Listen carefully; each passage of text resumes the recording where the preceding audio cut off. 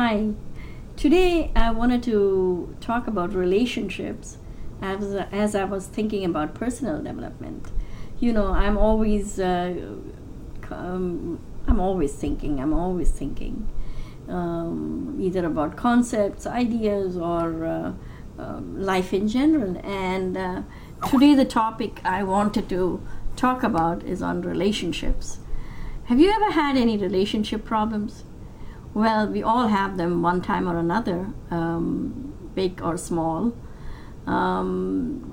Relationship problems are another type of stress we all experience from time to time. And conflicts can arise with our spouse, parents, children, siblings, co workers, bosses, and even a stranger.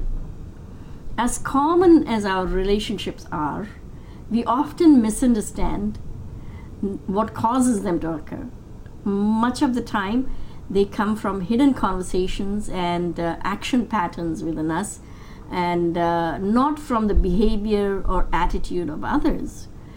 The problem is often we don't notice the role that we play. Well, today I received a forward in my inbox, and my friend was sharing this interesting story which was very funny, and I wanted to share that to make my point over here. Well, when I first read the story, I laughed, but when I started thinking more deeply on a subtler level, I realized that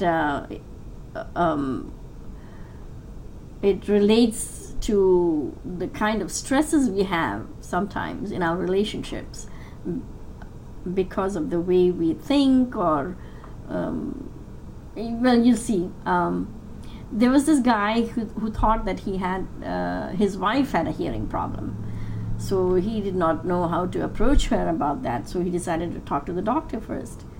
And so he went to his doctor and said that his wife was having a problem hearing. So the doctor said to him, well, we can do an informal test, and here's what you do. When you next talk to her in a normal conversational tone, make sure you're about 40 feet away, and then see how she responds. And if she does not respond, then go about another 30 feet closer, and if she doesn't still respond, go 20, 10, and then go as close as you can, and let's see what happens. So he was sitting in his den one day, and his wife was cooking dinner, and then he realized that he was about 40 feet away. So he decided to do this informal test and said to his wife, honey, what are we having for dinner tonight? And she did not respond. So he went close to the door of the den, closer to the kitchen, and again asked her, and it was about 30 feet, and so he asked her again, honey, what are we having for dinner tonight? And she did not respond. So then he went into the dining room, which was about 20 feet away, and again asked her, honey, what are we having for dinner? And she did not respond. So then he decided to go closer to the kitchen and stepped into the kitchen door, which is about 10 feet away from her. And then again he asked, honey, what are we having for dinner? And she did not respond.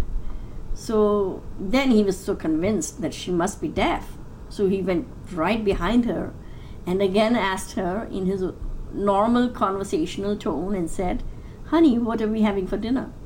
And she said, James, for the 5th time I said chicken.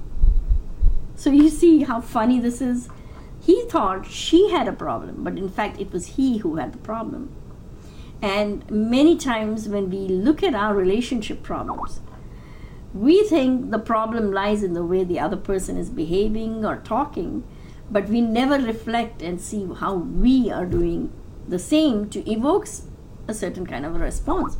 Or sometimes we may just expect certain responses, and when we don't get that, we misunderstand them, and then we blame them, and then we say they don't understand us, whereas in fact it is we who don't understand them. It's usually that we criticize others when we have that same fault in ourselves, or we praise others, or or compliment others when we see something that we like in them, that we ourselves don't have it. So it is so simple, but it calls for a lot of introspection, and that's what personal development is about. It's not about changing other people's attitudes, but meditating and reflecting on our own assets, our own weaknesses, our own viewpoints, and how we look at the world. Where do we focus? Do we focus on the positive or the negative? When we focus on the negative and we blow it out of proportion by focusing on it like that, then we cause more misunderstanding, because we are not looking at ourselves. And usually what is reflected outside is a reflection of what we are thinking inside. And that is part of the principles of law of attraction, that when you think negative, you attract the negative, and when you think positive, you attract the positive. And happiness is all about what you choose to be, whether you choose to be positive or negative.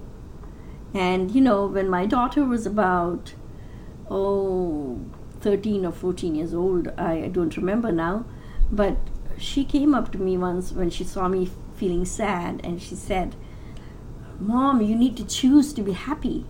And that gave me an epiphany. And I said, how wise that statement is, because that's all life, what life is about. It's what we choose to resonate with, whether we resonate with the positive or with the negative. And knowing that we cannot control the external circumstances, because it is a reflection of the inward. We can only act on ourselves and our attitude and our perspectives, and make it a healthy perspective. That's all I wanted to share with you today, and I hope you enjoyed my video post. Thank you, and you have a wonderful day. Bye-bye.